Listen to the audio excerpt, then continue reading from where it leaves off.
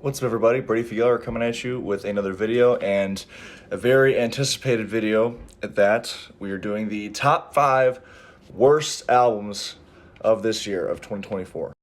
Don't get me wrong, I will definitely be waiting till the actual end of the year to do most of my year-end lists, unlike what feels like every other YouTuber uploading them at like the end of November when there's still a month left in the year. But this one, I had to get out. It was okay doing a little early because I really don't think any other album will make this list, especially considering no bands I follow are releasing music up until, at least until next year. And I don't really seek bad music. It just kind of happens. It happens from bands that I already follow or albums I hear about elsewhere that I have somewhat of a contrarian desire to want to like, despite other people not liking.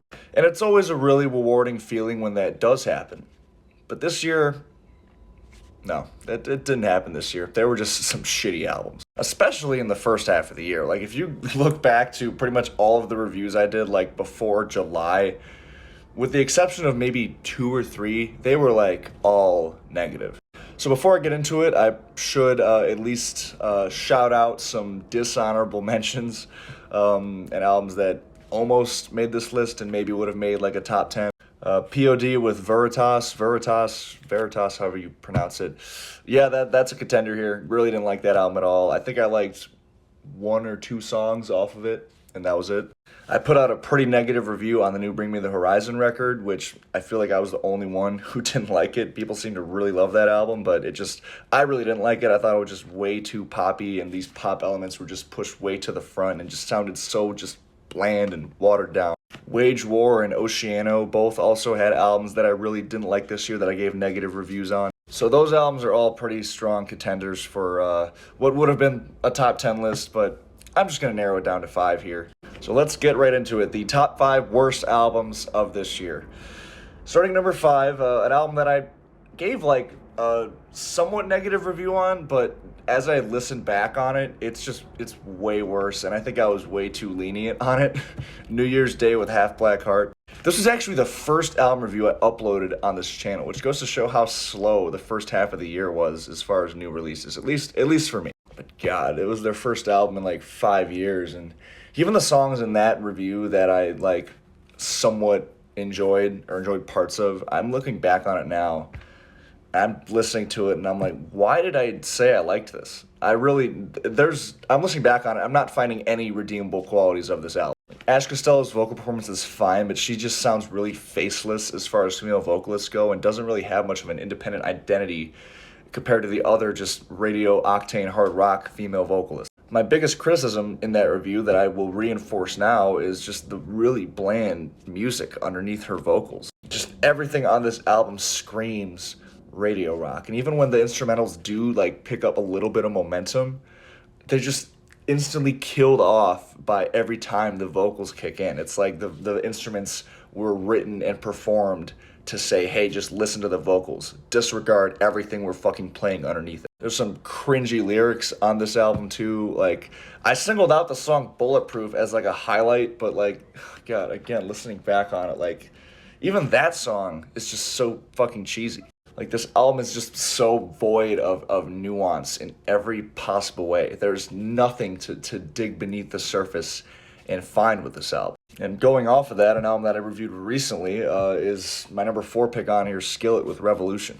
Who knew that Skillet actually going back to a straight-up hard rock sound on this album and ditching a lot of those pop elements that were on their more recent albums would result in, like, one of their worst albums to date? Again, just painfully bland instrumentals and painfully bland and cringy, again, at times, lyric. There's generic and recycled melodies, and the song, like the lead single Unpopular, which I had a good amount of criticism for like every song on here, but like that one just, I still hear it just from social media and shit like that, and it just, I can't stand that fucking song. The song in a lot of this album is just like John Cooper either shoving his like subtle political views down your fucking throat, or it's just really melodramatic and corny attempts at trying to be either climactic and epic like Skillet tend to do, or be emotional. Like, if you listen to the opening cut Showtime on here, which is supposed to, like, the opening song, especially one called Showtime, you'd think it would want to start the album off on a fucking banger.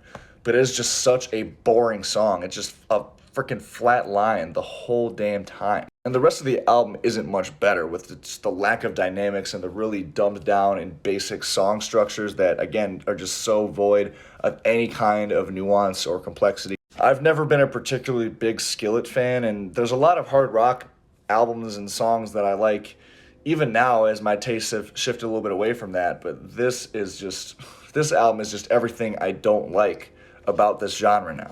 Number 3, maybe the most polarizing pick on this list, Falling in Reverse, Popular Monster. You know, I do kind of, oddly enough, respect that Ronnie Radke is kind of using his controversy and his outspoken opinions and views as kind of a means to draw people into his music. I don't think many people realize that that's what he's doing. So this was definitely an album that I wanted to like, and I wanted to be the one person defending it. But I couldn't do it. Like I said, I oddly enough respect that he's kind of using his controversy to draw people in, but when he actually like portrays that same like egotistical douchey persona in his music, that's what loses me. This album is a painful combination of, again, cringy lyrics that talk about things like cancel culture and just, again, Ronnie really shoving his views down your throat in his music. It's an awful combination of that with some of the most boring and generic radio octane core parts and melodies and musical ideas of the whole year, honestly. This album just does absolutely nothing original whatsoever. There's the rap sections that sounds super fucking out of place with a song like Ronald, which is just the attempt to be heavy on here, but it just sounds so forced. There's the songs like Zombified and the title track that have just been freaking blown to death on the radio at this point. As they honestly should be, because that was just the sole purpose of these songs. They have absolutely nothing to offer besides just being fucking radio overplayed garbage. I just wish that Ronnie actually put some more mindfulness and toned down the persona a little bit for this album. Because if he had drawn more people into his music the way he does, and the music actually ended up being good, I think we'd be having a very different discussion right now. Number 2, I'm giving to Flat Black with Dark Side of the Brain. This is the new band from former Five Finger Death Punch guitarist Jason Hook, which that already says a lot. And just given that fact, this album sounds exactly how you would think it sounds. As soon as you hit play on this album, you will find 3 types of shitty on this album. Shitty type A, knockoff Five Finger Death Punch. Songs like Justice Will Be Done and It's Your Lack of Respect, which riff-wise, production-wise, lyric-wise, they are Five Finger Death Punch. Shitty type 2, this insufferable, tough guy hard rock with one of the most drab, derivative, repetitive vocal performances I've ever heard. And that goes along with Shitty type 3, which is when they try to be somewhat emotional on here and slow things down a little bit. Like on a song like Home. And just the vocals just kill it for me. There's absolutely no versatility with the vocals. This guy's singing the same fucking style the entire album, regardless of how the song sounds underneath it. Again, cringy lyrics, boring instrumentals, derivative instrumentals, out of place guest features. This album is just a fucking train wreck.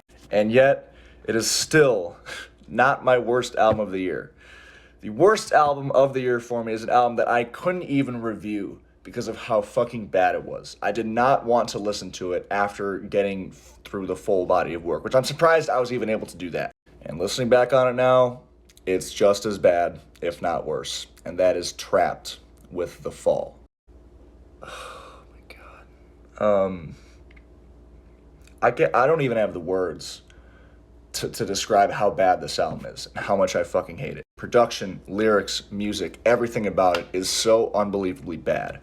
All I'm gonna say is hit play on the first track, Try It First, where the main vocal refrain is, how do you know if you don't like it if you don't try it first? And then let me know how you do getting through the 14 tracks after that are not at all any better. Anyways, that's all I have. Thank you guys for watching. Let me know your worst albums of the year in the comments. And until next time, I'll see you guys later. Peace.